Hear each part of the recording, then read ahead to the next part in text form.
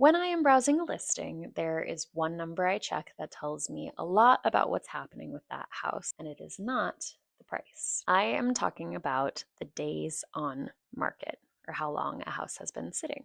This number gets misunderstood a lot, and you will hear some very sweeping statements on the internet. Like, once a house has sat on the market for 30 days, you have serious leverage as a buyer. The reality is, the number of days a house has been on the market only really means something when you compare it to the activity in that neighborhood and at that price point. I'm going to break this down based off of the Zillow app because it's what all of my clients use. And the first thing I'm going to show you is just where to find the days on market in a listing.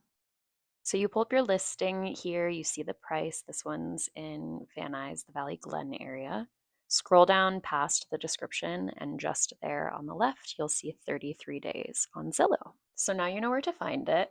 I'm just going to pull up a different listing, also in Valley Glen here.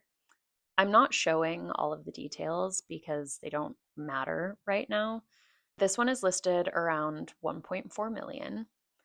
It has been on the market for 27 days, and you might think, based off of some of these sweeping statements, that's a red flag, or they haven't had any activity, or that you have serious leverage as a buyer. However, in Valley Glen, in the last 3 months, the average days on market in this neighborhood and at this price point was 28 days. So this listing at 27 days is potentially still a pretty competitive listing. It could go into multiples this weekend because in this neighborhood at this price point, it is normal for a home to be sitting for 28 days. Now, if it were to sit for another 30 days at the same price, that days on market would be telling a very different story. So the next time you're pulling through a listing, do pay attention to the days on market. Note how many days it's been sitting, but don't react to the number alone. You have to compare it to the context of the neighborhood and the price point. The days on market without context is kind of just